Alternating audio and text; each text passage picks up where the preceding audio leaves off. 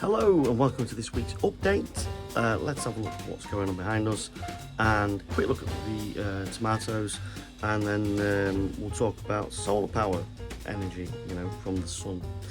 So we're not looking too bad today. They were harvested on the lettuce, yum yum, and I got 3 more lettuces on the go there. Last time I put 3 and only one of them germinated. This time all 3 have, so it's going to get a bit crowded in there. Over behind there we've got some more rockets. Rocket is going to be added to the big container behind. I'll show you that in a second. We've got lettuce. Ooh, a little lettuce, young lettuce, quite a big lettuce there, ready to go. That's a nice one, that one. And then behind here, we got anything in there yet? No, that's going to be coriander, and that's going to be more rocket as well. And then we've got what we're looking at here, some more coriander, and then yay, tomato plants. 2 more tomato plants there, and let's move that. 1 more here. So that one is going to be repotted shortly, and those 2 there will also be repotted. So we're looking at growing tomato plants until probably got I don't know, 10, 12 maybe in the garden, in the greenhouse. Let's have a look at the big planter. Whoa, parsley. Again, parsley, look at it go. It's doing wonderful. This has been harvested again. So we've now had, off this parsley, sorry, 4 clippings now. Some of it's gone into meal, some of it's been frozen. We've got some plants growing here, and here. Not quite sure what they are. I'm assuming that's parsley. It's difficult to tell at this stage. I think the parsley basically is kind of spreading. The same over there, which if it is, wonderful. The rocket, now this rocket was supposed to be quite fast growing. I'm not sure. I may have to research this on the internet and just find out what's going on with my rocket, because this rocket plant has done well. And I've had a leaf off it and it is nice. It's bittery, tasty rockets. The leaves look nice and healthy. The stalks are quite thick and there's lots of young leaves coming off. And also, look at this, we've got a flower. We've got a flower going on. There you go. Wow. Now you can eat the flowers from these. It's one of the things like that posh chefs put on top of their meals to make it look like it's worth 80 quid instead of £8. But if you grow the flowers, it does slow down production of the leaves, because the energy goes into the flowers, not the leaves. So I'm probably going to trim those off at some point, or maybe not, I don't know. There's pods as well. The pods are edible as well. I quite like the idea of having them. So once we've got some more rocket on the go, I don't know, I might keep those and eat them. Quite nice, la-di-da, posh. So that's doing quite well. I'm really happy with that. But again, a lot of stem, not as much leaf as I would have hoped. I think I'm going to have a whole tray of rocket at some point, because the rocket, it does not produce as quick as I would have wanted it to. The coriander. So we've had some more clippings from the coriander. Coriander's doing quite well again. Obviously it's been transferred over here. We've got the other coriander there, which has been transferred in, and then we're going to put more there, and basically it's going to fill this whole section here with coriander. The coriander's going well. It's really tasty, lovely. Love coriander. Put it on a lot of meals, a lot of food. It really is fan-dabby-tastic. So I can't wait to see what goes on with these. Really excited when something unexpected happens, and by something unexpected I mean not a plant dying, which thankfully that hasn't happened for a while. However, the hedgehog, yeah, little grass hedgehog has died. Oh, sad. Right, let's have a look at the tomatoes. Okay, so it's really rainy out here tonight, and it is night time, but the tomato plants are doing really well. Not even in a greenhouse yet, but they are loving being outside. Really need repotting. And our little baby one isn't much of a baby anymore. That's gone up probably 3 inches, maybe 4 inches in a week. And we've got some more leaves coming off it there, more stems coming off it. They do really well. They seem to do really well on this window ledge. Goes back. I think they're a bit dead. Probably time to bin those as well. So the tomato plants germinate really well in there. They kind of, as a kind of a second stage, of growing. They do really well on the windowsill, and then in the garden they're doing quite well as well. Now the pot that there's about 4 plants in that one pot, because I didn't separate them early enough, and now I'm worried if I do separate them I'm going to kill them, so I'm going to leave them in there. I may transplant them into the actual garden, I'm not sure. I may and just grow some outdoors and then some in like a greenhouse, but long term, by the back end of winter, I am needing to transfer them inside here into the kind of bay. Now I'll go over the bay next week because I'm still clearing all the crap off it, and it is like there's so much stuff that just needs eBaying or binning. However, let's talk about power. So the whole idea of having hydroponics in your house, or for us anyway, is so that we've just got a nice supply of homegrown stuff, and stuff like little baby cucumbers, tomatoes, lettuces, rocket, herbs and other maybe even like soft fruit and stuff in the future. But we want to control that production all year round, so hydroponics is your way to go. And growing it indoors, obviously it uses a lot of water. Well, that's not a massive cost. We can recover rainwater from the roof, which we will do. But the other cost is the electricity of having the lights on. Now these LED lighting units do not use much power at all. I've measured the energy usage in and out of the house when switching this on and off, and it doesn't show any change in the energy use levels. So during the day, we're going to use solar power, obviously, and then battery at night to charge the whole bay. So let's have a look at that. Okay, so one of the great things about having solar energy is the actual energy that you get is free. There's obviously a cost at the start of it to actually put the equipment in and the panels on the roof and all that kind of thing, but over the lifespan they should pay for themselves. So when these were installed, the system, we've got a 3 kilowatt system with a battery. The cost of that was £10,000, and the lifespan of the panels was 25 years. The battery needs replacing probably every 7 or 8 years, so we'll probably go through 2 or 3 batteries. Swapping out the batteries about £1,000. When you then also factor in an annual service at about £100, the payback time on these panels was 20 years. So you essentially get 25 years power and usage, and it'll take 20 years for them to pay for themselves.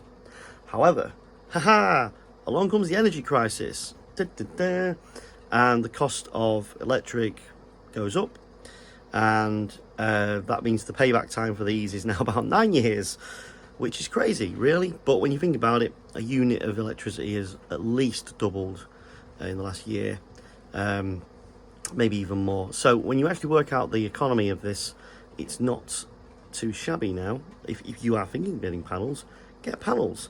They are worth it. Now more than ever. The system itself tells you all the information. It gives you everything. It tells you everything about your usage, what's coming in, what's going out. You still need to buy power from the grid. Why? Because of peak loads, basically. This is a 3 kilowatt system. If you kind of thought, right, I'm just going to survive on the power from the solar panels, I'll charge the battery, and then we'll use that till the lights go out at night, and then we'll just go to sleep or live by candlelight. You can't do that, because the amount of energy your home uses goes in peaks and troughs. So if you come home from work and you put the washing machine on and you put the kettle on and you've got some lights on and you've got a TV on, your peak load is going to be very high, because that kettle might be a 3 kilowatt kettle. If you've only got a 3 kilowatt system, if you've got a light on using 50 watts, for example, it's going to trip the system, which means you need access to the grid to be able to keep the lights on, essentially. Now, if you were just running the battery and it was just running something low power, like your lights or your hydroponics unit, fine, no problem at all. The power would just come in. Any excess power would go out to the grid. You get paid for that, and happy days.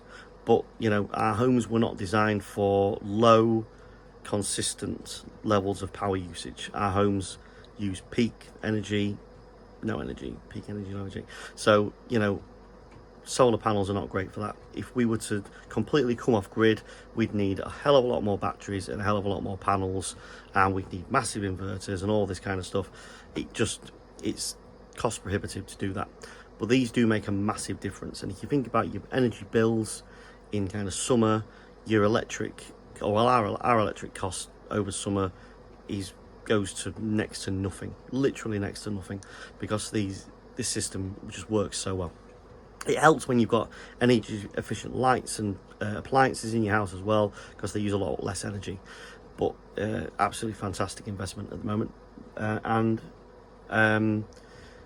During the day, obviously, you know, your usage in the house during the day is very low. So in the day, often there's people in the house, but they're not really doing anything intensive. Maybe the TV's on, lights aren't on or anything like that. Maybe a phone's charging or a tablet's charging, that kind of thing. So the panels will produce the amount of electric you need for that. They'll then store the rest of it in the battery system, and then they'll sell the rest to the national grid. Now here's why we need to increase our energy usage during the day. That sounds a bit counterproductive, but we need to increase our energy usage during the day, because we sell electricity to the grid at 15p a unit, and that's not going to make us rich, because, you know, this unit will produce on a good day 17 kilowatts of energy. Okay, so at 15p a unit, we're not talking mega money, are we? Right? But we buy energy in from the grid at the moment at about 35p, 37p a unit, something like that. So it's better for us to use the energy this is producing for something constructive, like growing plants, than it is to sell it, because actually we're making a saving had we have bought it from the grid. Yes, we're using more energy, but we're not making that couple of quid, but that money we would have sold would be better put into something in the house, because it's worth more to us. So that's what we're going to do. So it's a case of, run the 3D printer all the time during the day, run the hydroponics during the day, and just use the energy up. In winter, the economics don't really work out. This will produce energy in the winter. It won't, maybe 4 or 5 kilowatts a day. That's it. And that's probably between December and kind of early March. As soon as you start getting, early March kind of time, it really does start to ramp up, and it ramps up, and it produces energy probably all the way, like produces energy all year, but it produces usable amounts of energy probably until kind of late September, early October, and then it starts to dip off again. But it's really, really handy. So I'll just show you what's here. So we've got a battery down here. It's a 3 kilowatt battery. It's a very dusty battery. Yeah. We don't use it, we don't touch it very much. It just sits there and stores electrics. What batteries do. There's all this stuff here. I've no idea what any of that does. And there's lots of wires and cables, and that goes up to the roof. The panels themselves, they're just like normal power wires. There's nothing industrial about them. And then they go into the inverter, and that there's a dongle here, so we can connect it to an app, and we can get the information remotely off it. And then you got the energy. This is a Solace unit. As you can see there, it's telling us the battery's got 20%, and the battery's set not to ever go below 20%, because it prolongs the life of the battery. So, the battery will only use 80% of its capacity, but, that's just the way it is. There are the panels. Obviously, it's night time right now. It's quite late, so it's not producing any power. And this tells us what we're buying from the grid. So at the minute, the house is using 0.46 kilowatt hours, and we're taking all of that from the grid. Okay, at some points when the battery does go below 20%, it will take grid power to charge the battery. In winter, it does that all the time, so there is an additional cost to running the battery. Okay, when you go into the system, it tells you what you've done this month. So we've got there, our best day this month has been 17.5 kilowatts. That was I think that was a record for the system. Actually, it gives us data all the way back from when the system was installed. So I can go back to 2022. Again, pretty consistent, although it was a naff day this time last year as well. Again, you can see there that in 2021 it was nowhere near as good in terms of sunshine. And then 2020, look at that, some really bad days in 2020 with some really good peak days there as well. And then that's how old the system is. When you look at the data on here, and we'll just go back to, so let's go back to kind of March. You see the scale changes there. The top day in March was about 12, no, not 12, about 11, 10 and a half, maybe 11. When you go back again into February, you can see the scale changes to 6 there, so we're not even getting to 5. So it's a big difference over the course of those months in terms of what you're actually using. But this is really good. It tells you what you've used. It tells you, you can get, there's other menus as well. It'll tell you, where is it? Enter. So it'll tell you loads of information, loads of advanced information. It tells you all your currents and everything. It's just quite geekery in there. So yeah, that's that. And there's not much more to say about it other than that. Certainly, if you've got like an EV car, you know, the problem with EV cars is you usually charge them overnight. Having a solar energy system really doesn't help you, because unless you're planning on storing a lot of energy in batteries, that energy is going to come off the grid as well. So, you know, there's no way you can uncouple yourself from the grid, but what you can do is you can make use of these to a far greater extent to make the best out of the money that they can actually produce for you. So that's why we're going to use it for the solar energy during the day for the plants. And what I'll do is I'll make sure that the timing of the bulbs, the LED arrays, is mostly so the plants are getting their energy during the day when this is producing, and then at night when they rest, we'll obviously turn it off, because that's when the energy system will be resting as well. Dead interesting. So yeah, if you haven't got solar panels and you've got some spare cash lying around, go buy some. If there's loads of companies out there offering to install them for free at the minute, 'cause they take a cut of the money from them. There's grants available, I think, still. They're well worth looking into. As with everything at the minute, the cost of installing them has gone up because everyone's trying to get them. So, you know, there's a little bit of a counter argument there. It's the same with heat pumps. Heat pumps, we got a quote for one a few years ago. Oh yeah, 11 grand. Now they all want 15 because everyone's after them because the price of gas has gone up. So there you go. It's just market forces at work, isn't it? However, there you go. Very insightful, I hope. More about the plants next week. Next week we're going to start looking at where, it's just behind me, where I'm going to be putting the first bay. And also I'm hoping that my LED lights that I've ordered from AliExpress arrive from China. Although some of these things arrive in days, some of them take weeks or months. I think it's supposed to be 6-week delivery. I ordered them about 5 weeks ago, so they should arrive any time now. And then we can start getting some electrics in and start upping the growing.